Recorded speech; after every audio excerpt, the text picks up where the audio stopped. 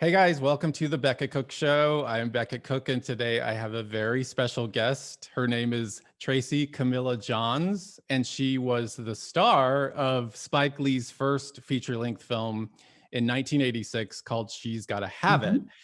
And she has a very powerful story, and we're gonna get into her whole life story basically today. So welcome, Tracy Camilla Johns. Thank you, Beckett. I am very excited to be here. You probably hear that a lot, but I so am. Thank you. I'm so glad you're here. So let's start at the beginning. You Okay. were born in Queens, right? Yep. Actually, Hollis, Queens. For those who are not fully versed in New York background, that is the home of Run DMC, Salt and Pepper, and Tracy Camilla Wow. Johns. So you were destined to be involved in some sort of Uh, artistic stuff. yeah, And it's so growing up, what was your family like? Were you raised Christian? Like what was the deal? my family background's a little interesting. My mother was raised Roman Catholic from the South. They're both very much alive, my mom and my dad, but my mom was raised Roman Catholic from the pretty deep South. My dad was raised in New York and varied from agnostic to atheist.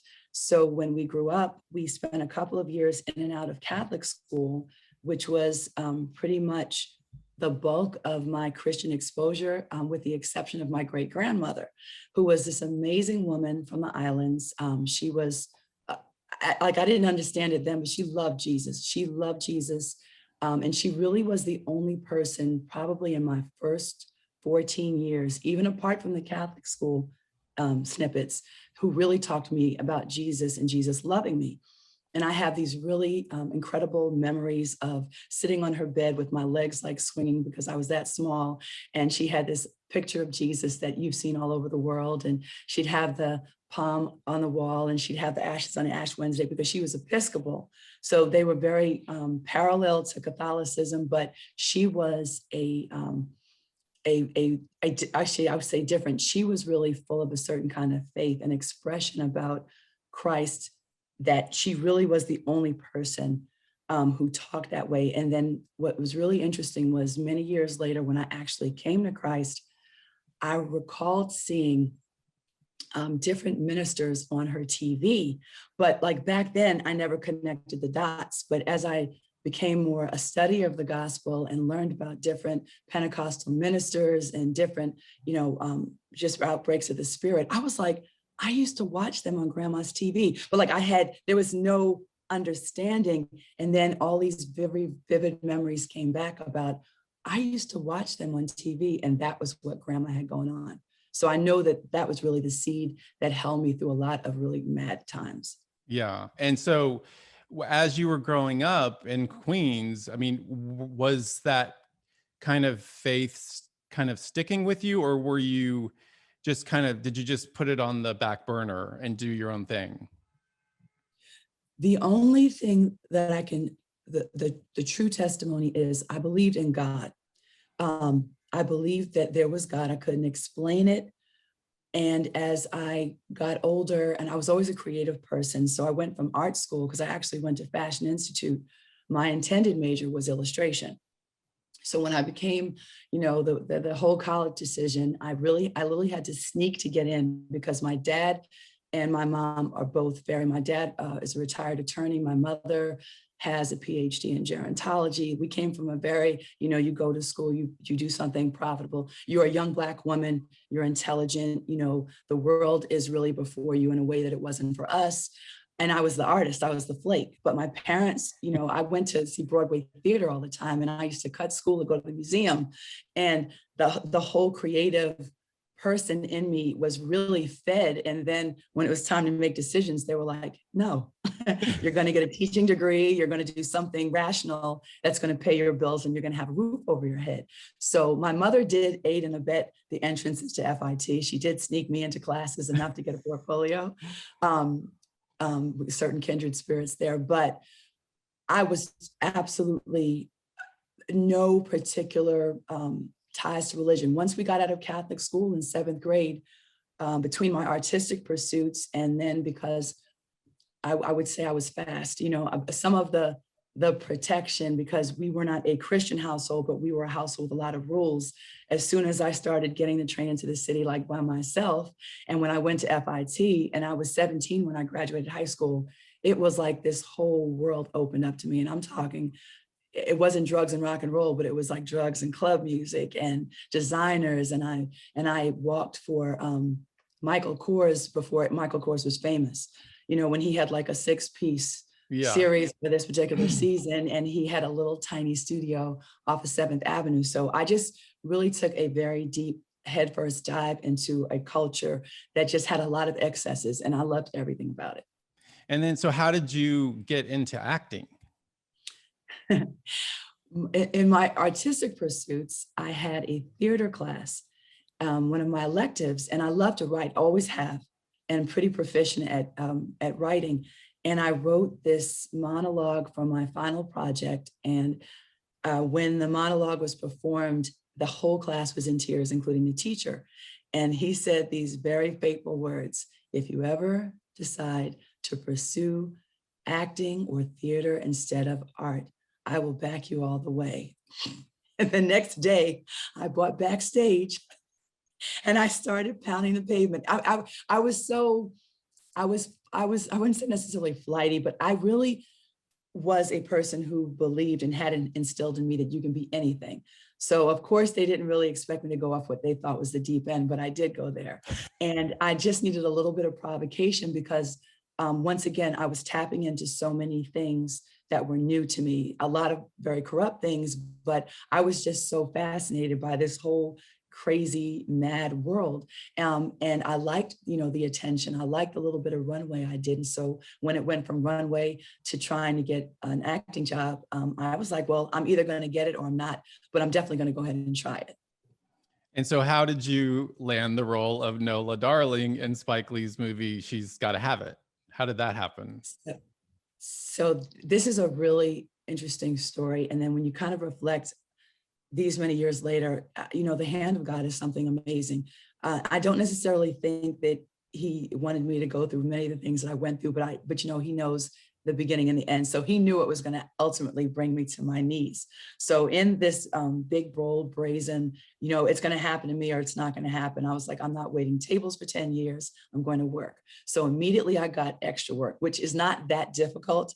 But the people that I encountered in my first 2 extra jobs were, I did Beat Street. I don't know if you know that movie. It was like the original rap movie when that culture was just being really exposed to some of the world, let alone the whole world. And Stan Lathan directed it. Stan Lathan is a very prolific director, and Sanaa Lathan is his daughter, who's a very successful Black actress. And there were people involved in that project that really have become really powerful in the industry as much as Blacks are in the industry, because there's still a lot of disparity there. But I think within 6 months of my first extra job, and I literally was like person in a crowd scene, nothing that even you could probably pick me out for.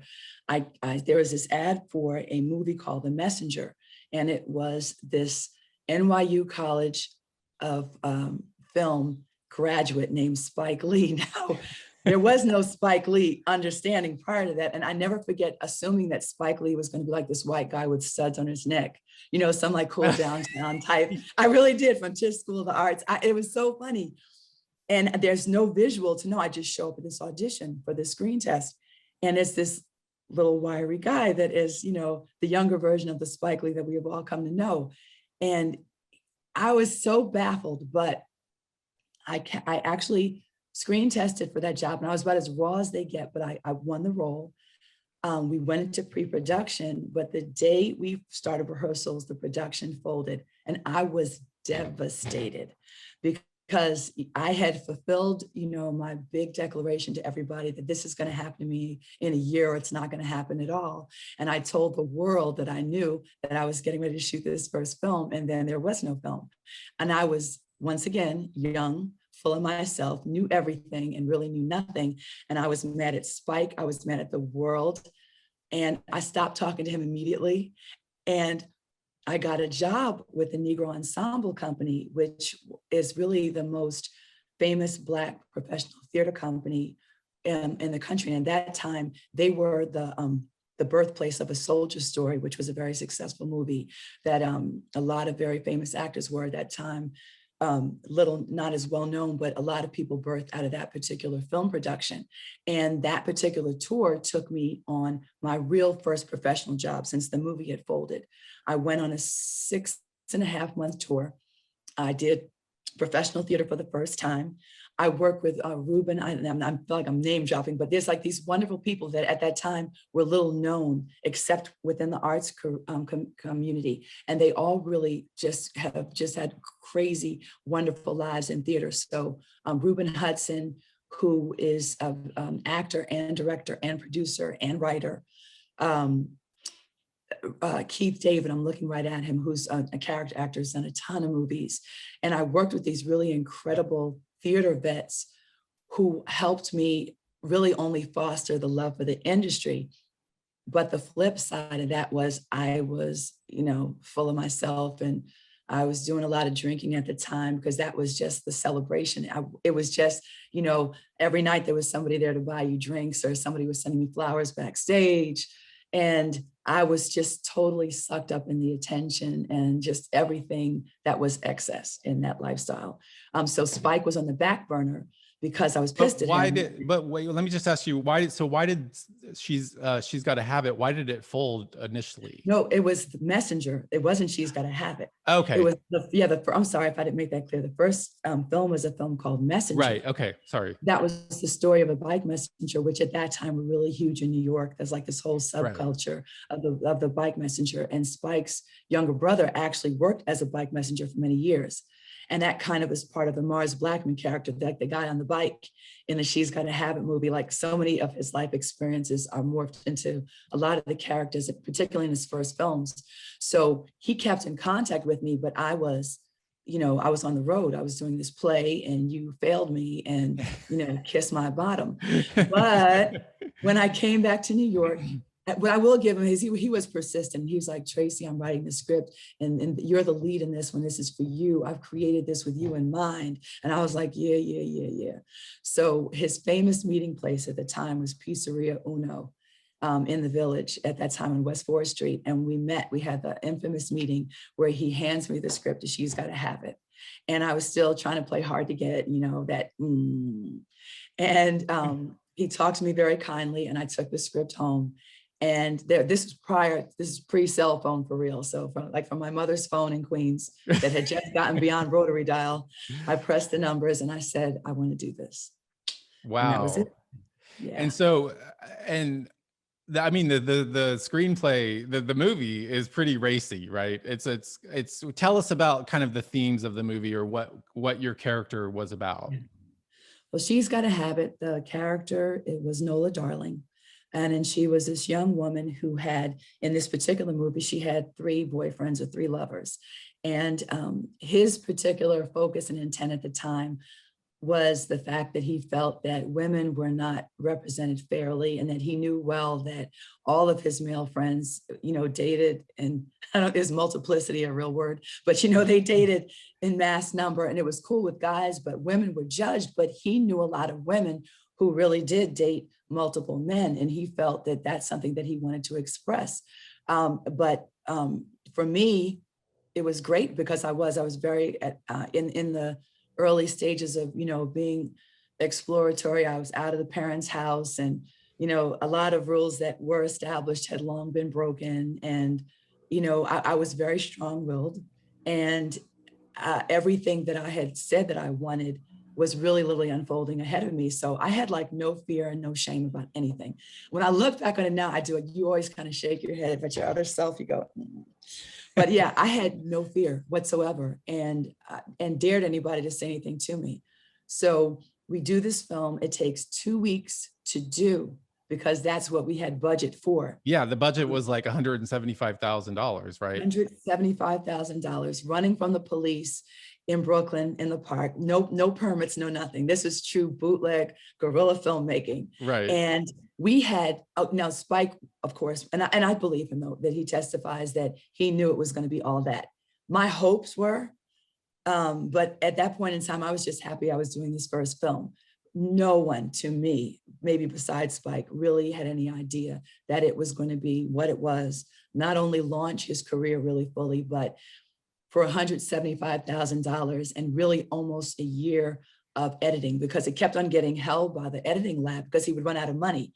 And he really did sell tube socks on St. Mark's Place. And I really did sign t-shirts there next to him to try to, we would usually crowdfunding before there was crowdfunding. We crowdfunded on St. Mark's Place in the village. Yeah. And so what was it like doing the movie? I mean, was it a great experience for you? Was Spike great? Like what was it like? For an actor, it was invigorating. It was really exciting. So many of my experiences are rooted in my lack of knowledge of anything I entered into. So to be kind of thrust in that position and really have no understanding other than this is something I want to do. It was pretty amazing. Worked with a lot of wonderful people, Ernest Dickerson, a number of people actually that worked with Spike on that film still work with him because just recently I did a cameo for him.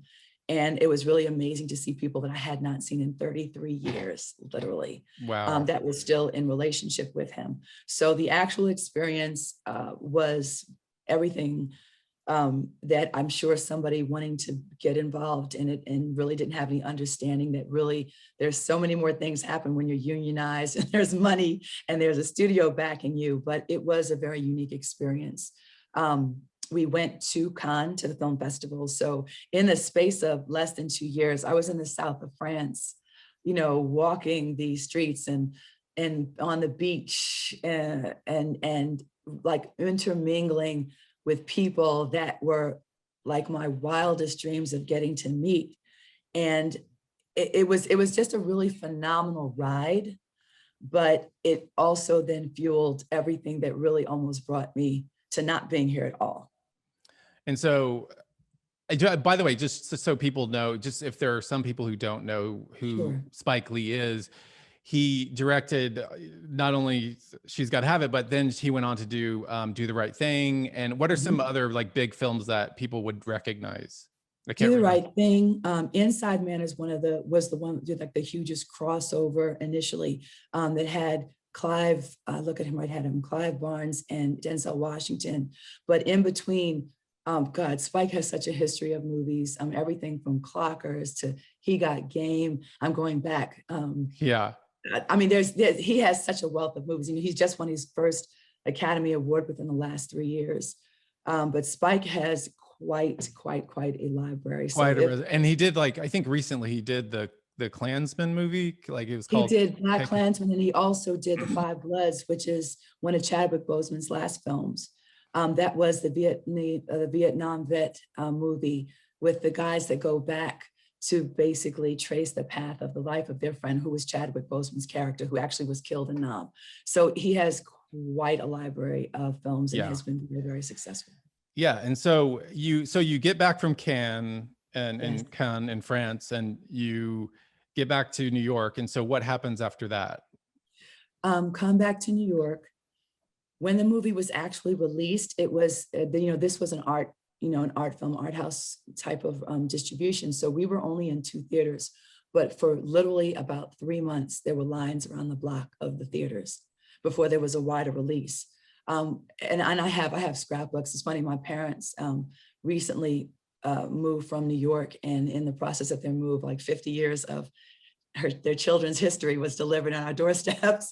And I have things that I'd forgotten even about. They had scrapbooks and just the wealth of articles, everything from Newsweek to the New York Post, to the New York Times, to the Washington Post, to magazines that some don't even exist anymore overseas. So it was just such a rush and a whirlwind of attention and fame before there was the internet. So this is like a whole nother level. To have had the visibility that we had. And it was not because it was the click of the computer. It was just literally press and film and TV media coverage. It was pretty, it wasn't overwhelming. I don't think that's fair to say. It was a rush. It opened doors for me to meet people that I'd always wanted to meet. But I was very much more social than I was a thespian, which is just the real truth. So I kind of got caught up in the social part which Right. brought me to like a resounding crash. Yeah. And what did your parents think of the movie? After they saw it, what did they think? It's really pretty deep. As much as I was missed, you can't tell me anything. And they were just kind of, like, we know this is Tracy. I went to one of the screenings of the movie right before it was released with my mom and my dad. And all my boldness went right out the door because it's like me, it's like my whole body everywhere. And you're still kind of going, but they were extremely proud because they understood that it was about to be something big. Do I ever say that they were fully comfortable with seeing my bottom beyond my diapers in that manner? I don't know. But, we got through it. And then some of it was, they were happy for me. And at that point in time, I really hadn't self-destructed. So there were a lot of positive things seeming to come out of it. My dad, my mother is much more the prude. My dad, was very, didn't believe in God. He had a lot of different feelings having to do with his own upbringing. So he was probably, and not that he doesn't love me very deeply, he was probably less restrictive of the overall opinion of things. My mother was okay as long as I seemed to be okay until I wasn't. Did your grandmother see it? No, she was already passed on. Okay. Oh no, that great. She would. Yeah, no. She would have not. Yeah. She was the one who was happy. watching. She was watching Catherine Coleman. My great grandmother was like spirit-filled firebrand from Barbados. Yeah. She would have probably put me under the ground then prematurely. And so you say you kind of spiraled out of control. So what happened after the movie? A lot of people don't know as much, except for people that are real followers of what career I did have.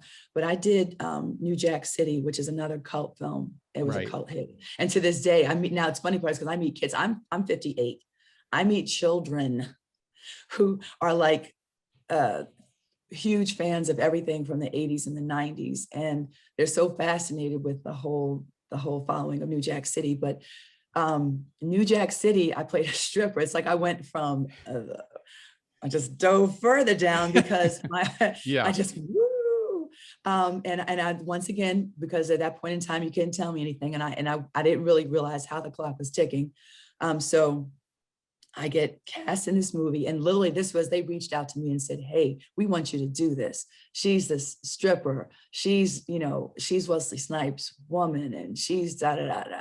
And actually, it wasn't Wesley Snipes' movie. I actually ended up leaving Alan Payne. And Alan Payne, who was one of the stars of the movie, we were childhood friends. We both worked at Macy's for a season. And we talked about, how we were going to become actors and actresses and stuff. And I had not seen him in the whole time that these things had happened to me. And at that point, his career was rolling. He had been on Cosby. He'd done a number of feature films. And it was this great reunion of these two young people who used to work in Macy's and fantasize about becoming actors.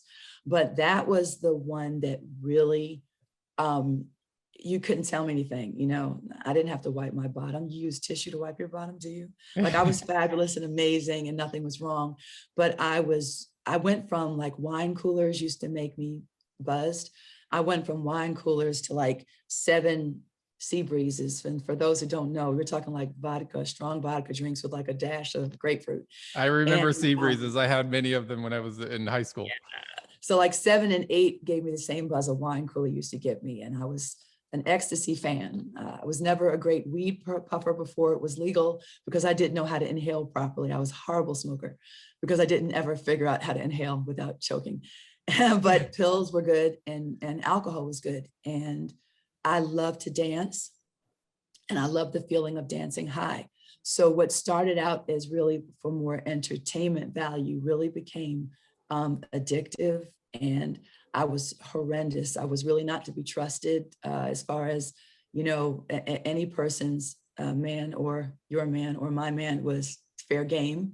And because I was the girl from the movie. So between the people who actually did approach me, and my head got fatter and fatter, and those that based on me saying I wanted to meet them and, arrange it, I was just totally out of control.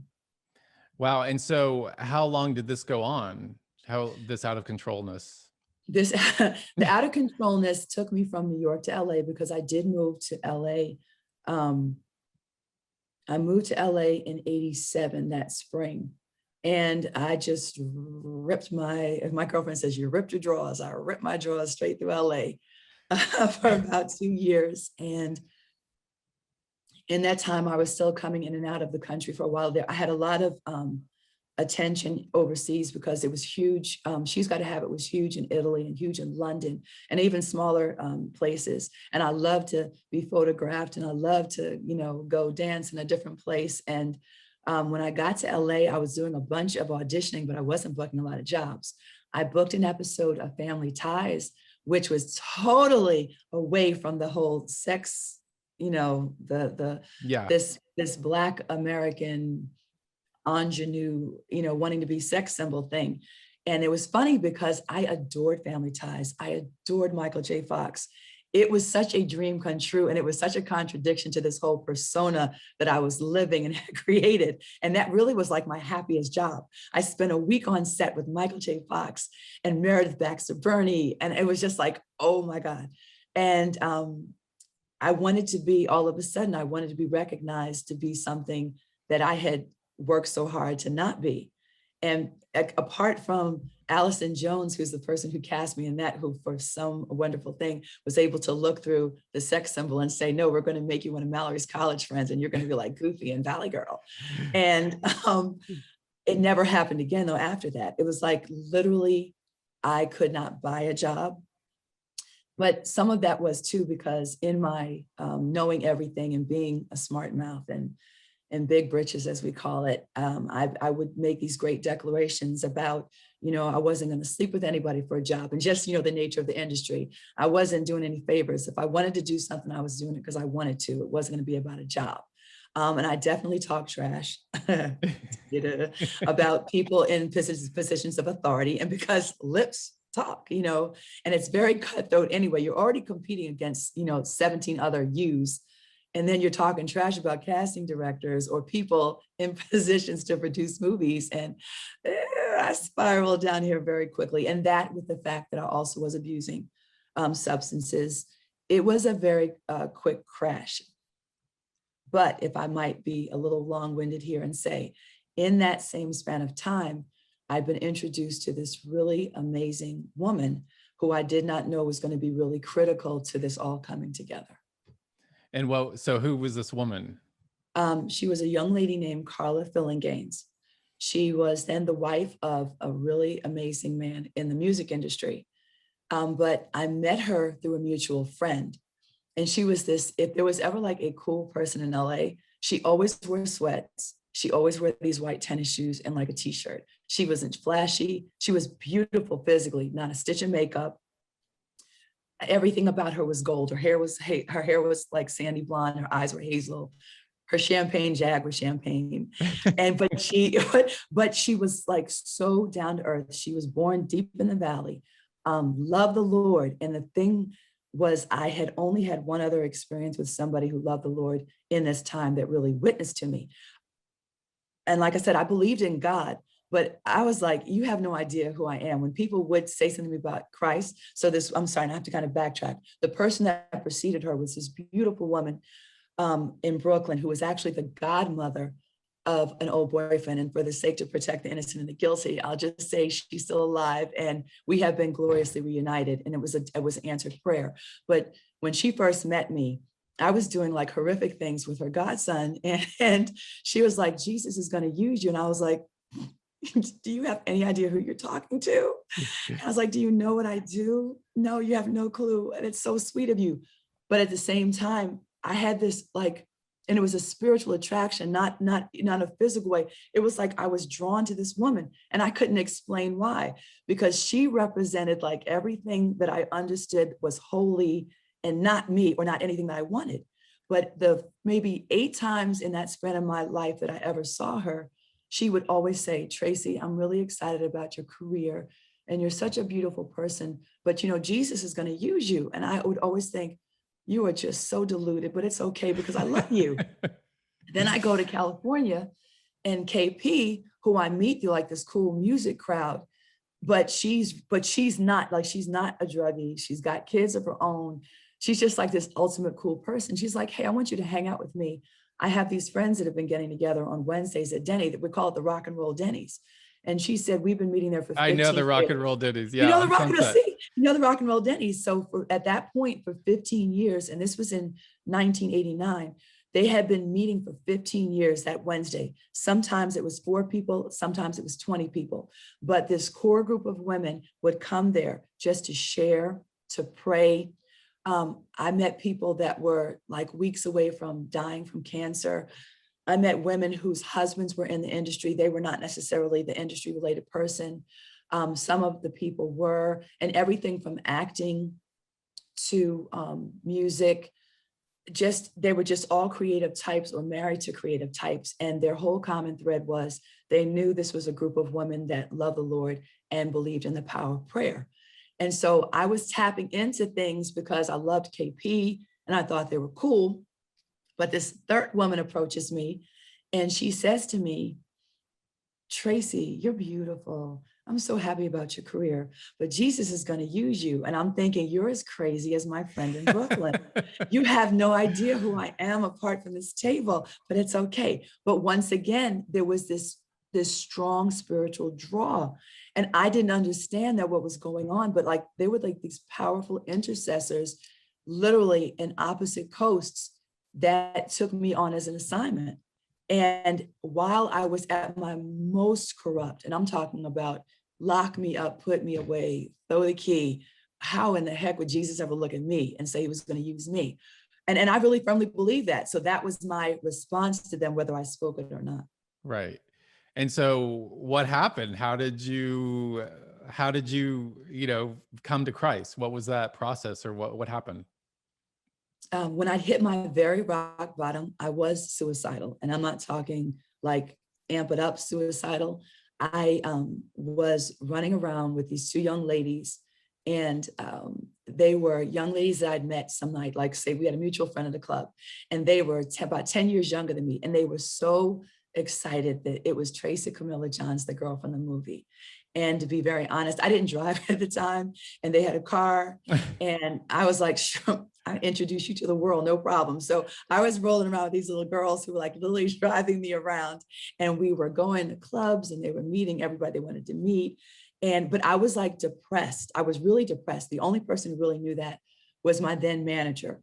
Were you And I may be depressed like, because you weren't getting many roles, or because of? no work, no money, fame diminishing quickly. It became obvious, how people stopped looking at you and how they now were looking at you. And then because my parents had stopped talking to me, at that point I was engaged. The engagement was broken off. I was literally being stripped, one thing after another. And I mean, I couldn't buy a job. I couldn't buy a fiance. I couldn't buy a parent at that point in time. And I literally was at this point sleeping on my manager's floor.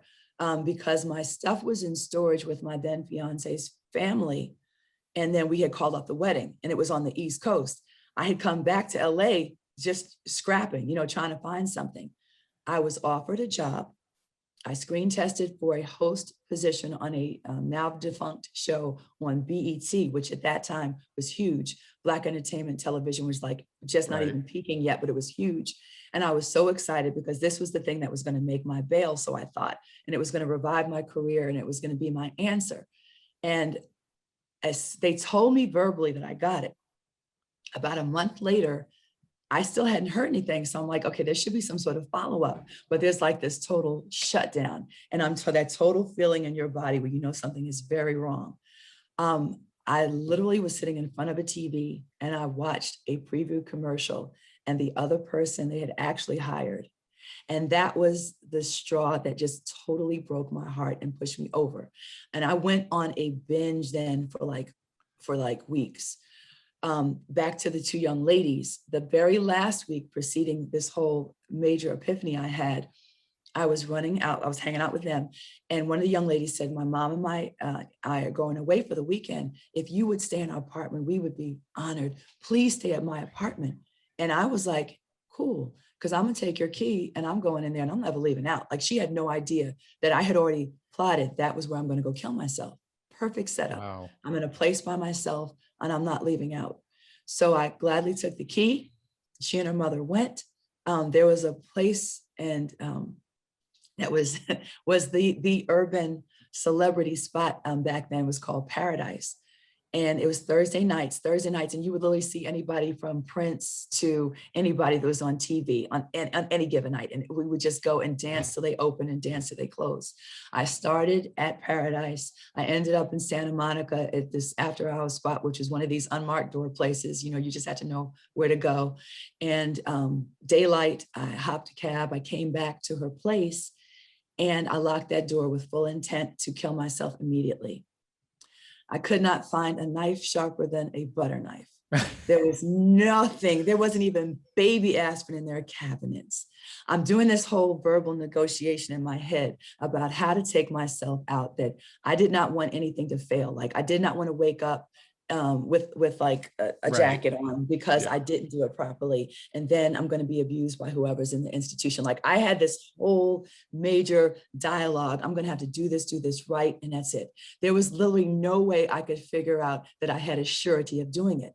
So now I'm like several tabs of ecstasy, multiple types of alcohol to the wind. I'm sweaty, I'm funky because I haven't taken a bath since a day and a half before.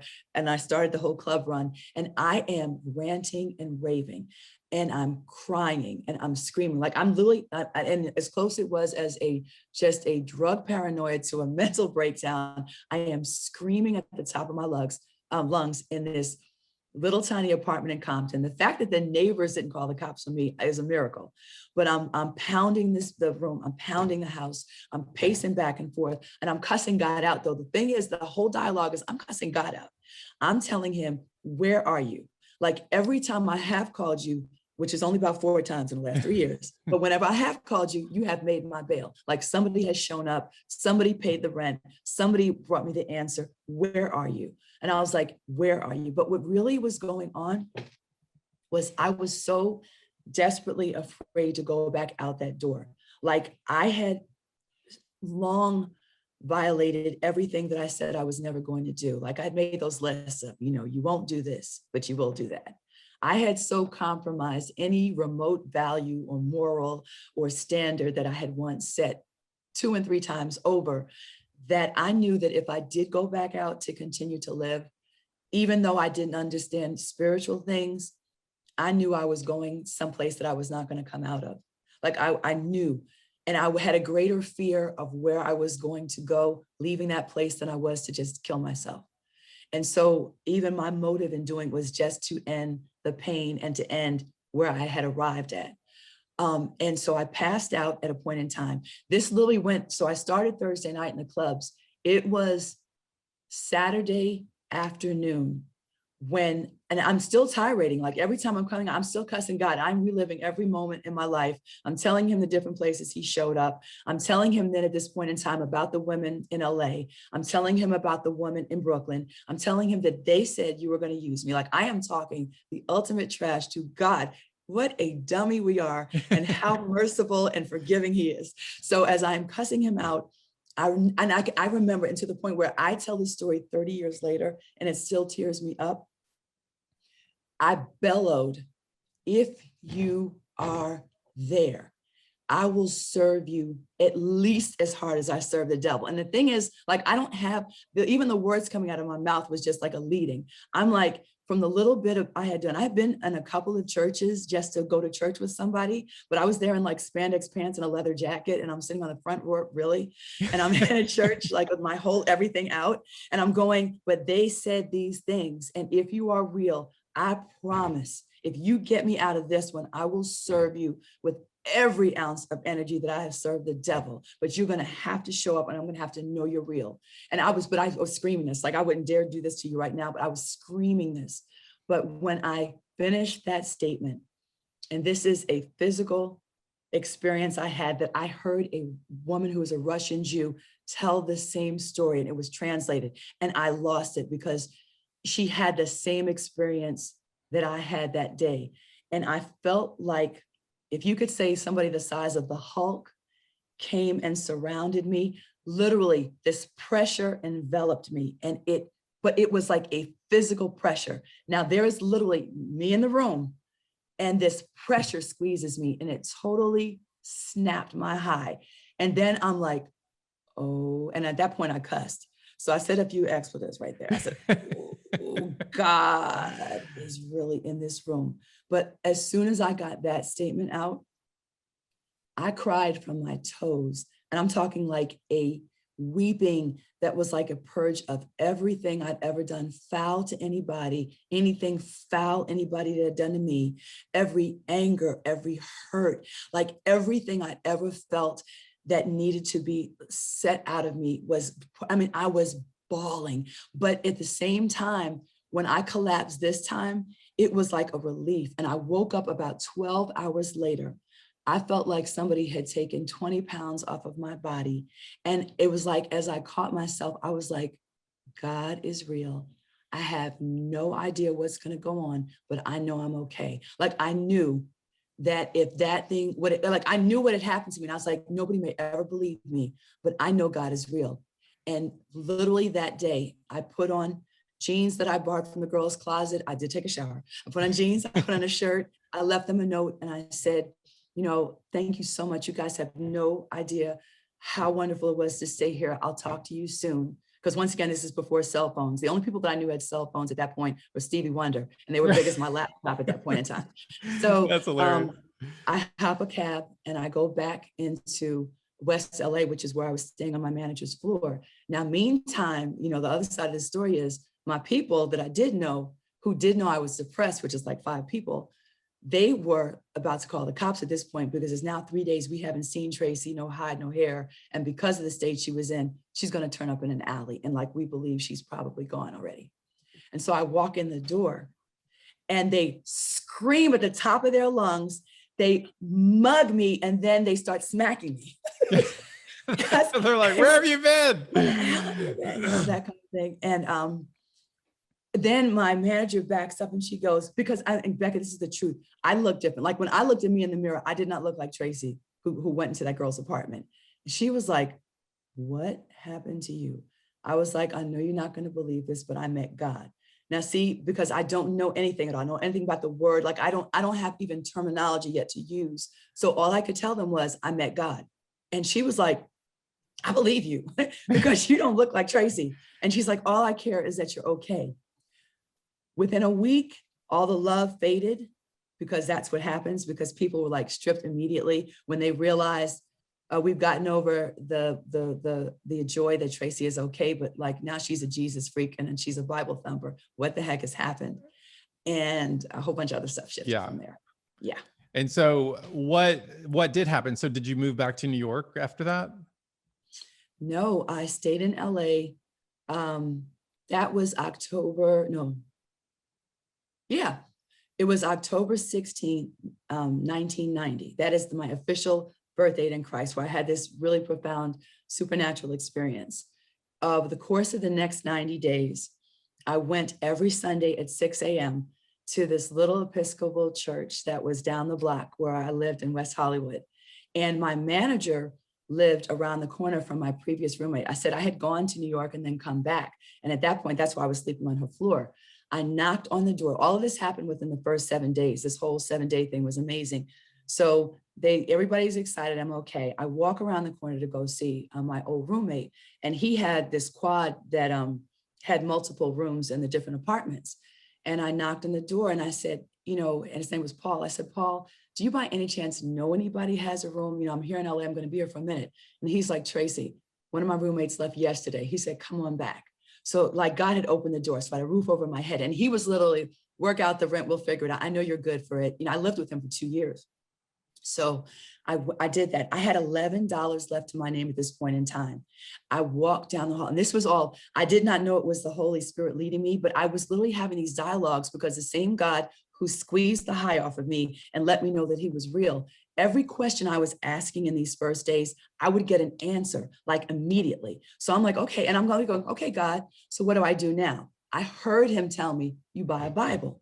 Now I don't read the Bible. I haven't read a Bible. Nobody has led me in doing this. I'm like, okay. So I walked down Hollywood Boulevard. There was a used bookstore on the other side of La Brea. And I get this Bible with like $2 left change. and I walk back to Paul's. I get my stuff out of my own manager's house and bring it around the corner, which is like 2 bags and a stick. And I bring it to Paul's. And my only assignment at this point in time is be quiet, because I felt like that was it, and go to this church. Now, the one thing I did do, which is hysterical to me to this day, is the second day, one of my other friends who would show up at the house to see if I was okay is like, I heard you all back, da, da, da. And I said, we got to go to the club. And he's like, what? I said, no, we got to go to the club. I got to do this one thing. I got to go back. So it was another club we used to hang out to. So full of zeal, brand new Christian, goes to the club, orders a ginger ale, and tries to convert the bartender and all my little clubette friends, who all looked at me and said she finally took something that pushed her entirely over. Yeah, right. So I was not very successful evangelizing, then I didn't know that's what it was, but I was just so excited because physically I knew like I was different. Emotionally, like I didn't have any idea what was really going to unfold, but I knew that I had met God and this thing was going to happen. Within those 90 days, I ended up in a little town in Texas with 2 of the most powerful believers that I could have possibly met. What town in Texas was it? I was in Wichita Falls, Texas, which is a little teeny town in Texas. Yeah. And through a series of circumstances, that's where I ended up.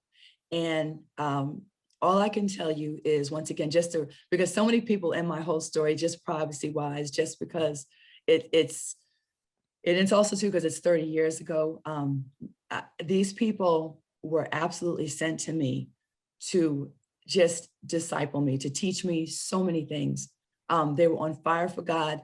They had come out of the industries, like they had an understanding of the entertainment industry and sports and the different arenas that had been like, where my friendship base was. So they understood me. And I'm still like stubborn. I'm still hard-headed as the Dickens. Like I'm still a firecracker, but I'm this person really seeking to know better that presence that met me in the room that day.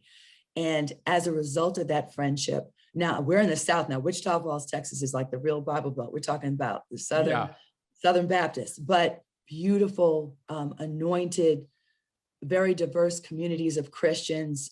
I did my first mission work as a result of this relationship. And because at that point in time, I was able to still kind of hustle enough income with a little bit of residual stuff. And at that point, because I didn't know what I was going to do, I had the liberty to say, okay, I'll go to the Philippines with you. Sure, let's go. I was very quickly inducted in some very powerful spiritual things. And I really think God's grace in my life is because I really didn't have any particular strong background.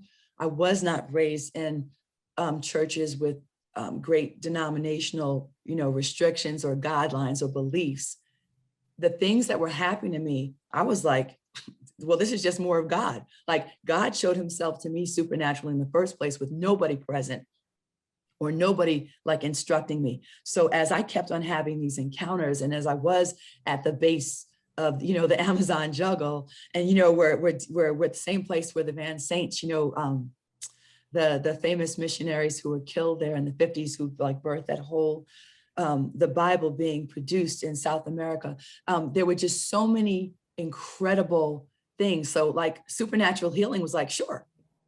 There was nothing that you could tell me based on what I saw very early on and in a condensed amount of time that I was going to refute, because I had no reason to believe it wasn't real. I met people with prophetic mantles that told me about my life, that counseled me, and all they ever tried to do was lead me to Christ. Like it wasn't a bunch of hoopla. It was really some really profound spiritual experiences. And then I have my own. I did not drink from one day to the next. I did not ever have, I didn't even have the taste.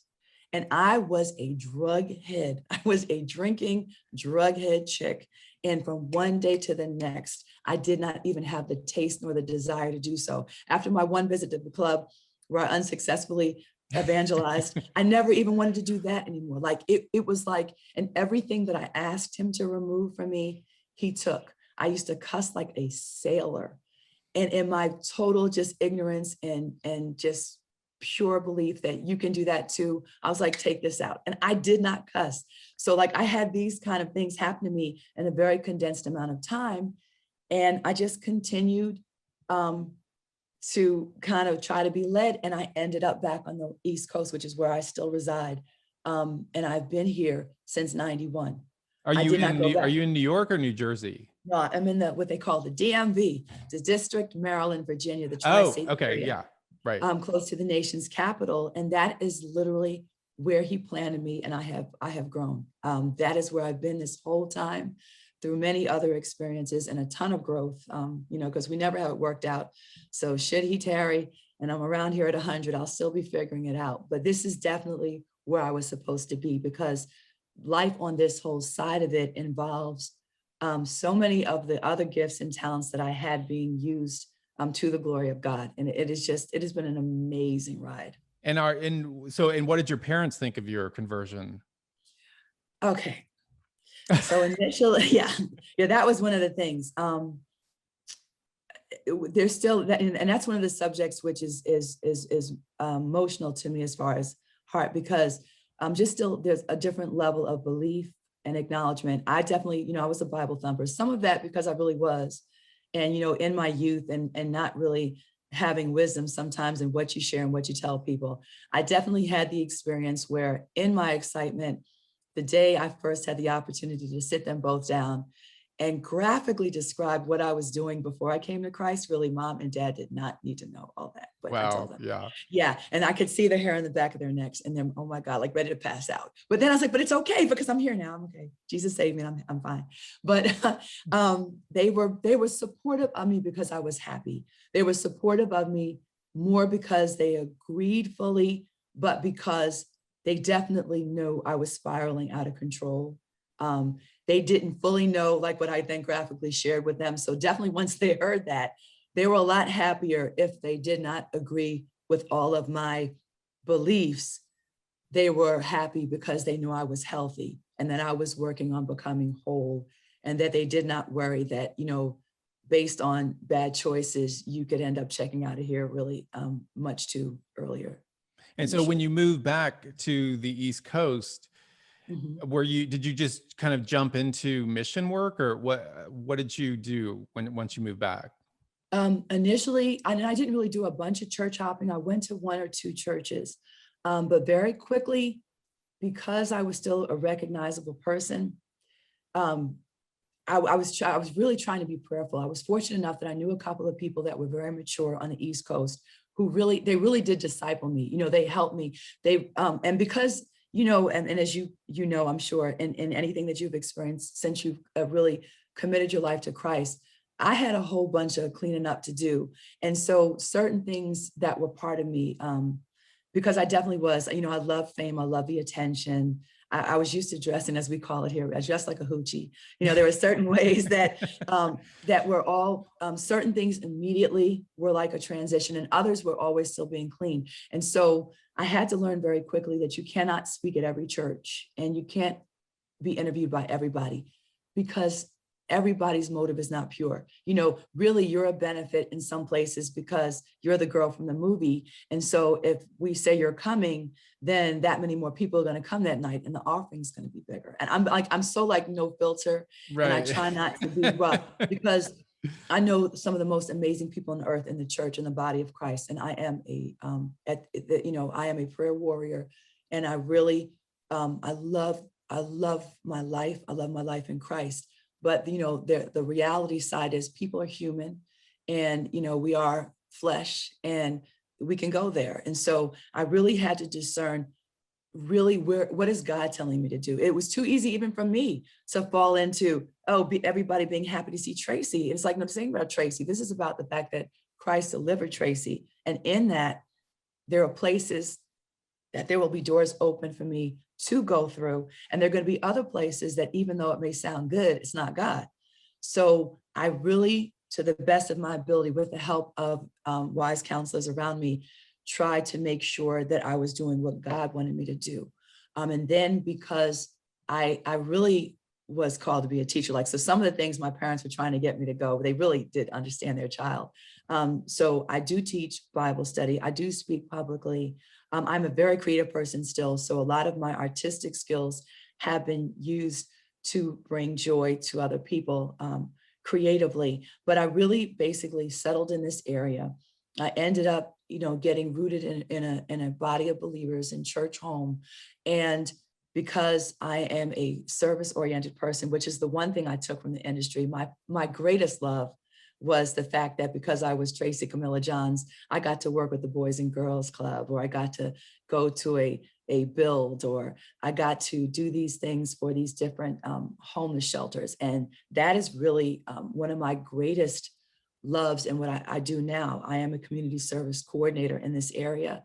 And I have a wonderful group of volunteers that range in age at this point from 8 to almost 80, literally.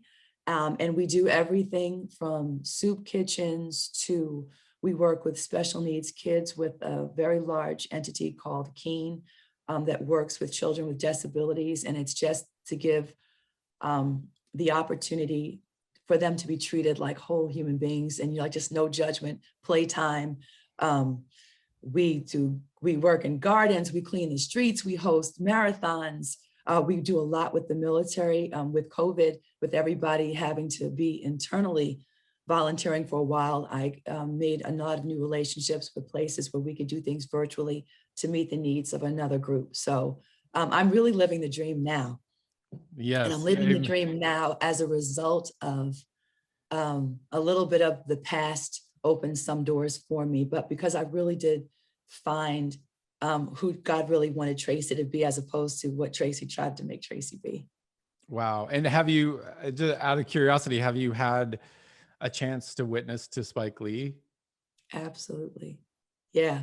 The last couple of years have been, because I really was like out, dropped off the radar, flying under the radar.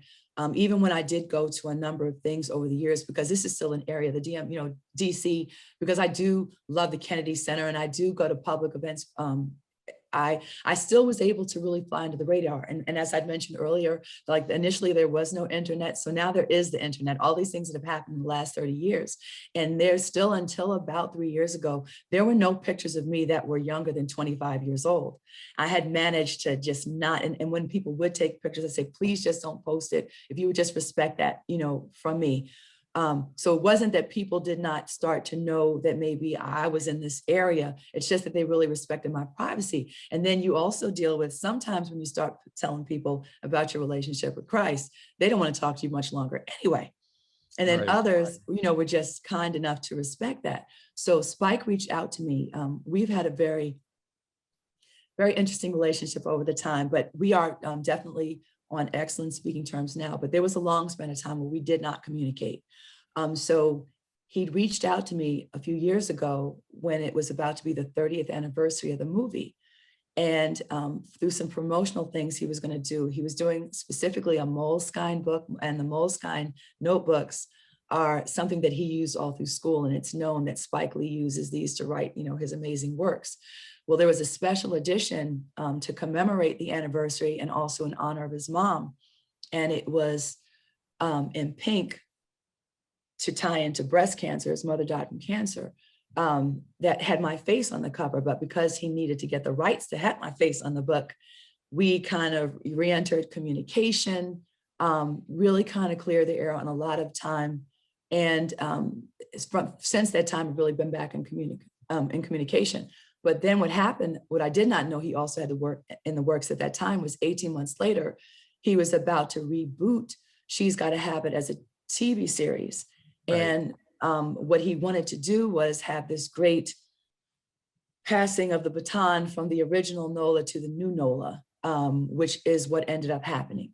And so over the course of several meetings that we've had on and off since that first kind of reentry into our friendship, I've definitely witnessed to him. And what I really appreciate is that he has respected me in that, and that I have seen clips and things when people do ask him about me now, he fully taught Tracy's saved, Tracy's a minister, Tracy loves the Lord. Like he really has very respectfully shared that that, this is the life she's living now, and this is what's happened to Tracy. Because there was that definite, people, when they don't hear about you, and because the internet is what it is, you can speculate, because unfortunately there are so many bad outcomes that, like, well, what happened to her? We've never heard about her. We've never seen her. She never did anything again. It's like she fell off the face of the earth. But actually, I was very actively living, but just this whole other life and lifestyle. Wow. And so what is there a place where people can go, like in terms of supporting the ministry you're working in and, help support that? Is there like a website or anything? There's not a website. The one thing I will say is that I am part of a group of, I would say, even like we're a fellowship. You're talking about, we're still old school. And I'm sure we're going to probably ultimately have to really expand and expound. But, and also too, because I've also always very carefully navigated not wanting to be the source of anybody's attention. And not that I was any great, huge off the top star, but because I live in a very urban community, and because there definitely is I still get recognized, which is always funny to me, because people do that. I know you. Yeah. You went to school in Dayton. I go, no. You grew up in Hey, that's hilarious. You grew up in Jacksonville. No. So we go through it. Other times people just they go, oh my God, you look just like Tracy Camilla Johns. People tell me that all the time. That's I hilarious. know. So yeah, but just for like I said, out of respect of I really am. I'm a very, very strong believer that my life is not my own, and the ministry that I'm with is very stable and stuff. And I just really believe people are led there. They come there. They're not. We're full to the rafters. We're not recruiting new members or anything. And to the best of the ability of all those involved, we just try to serve the community that we serve.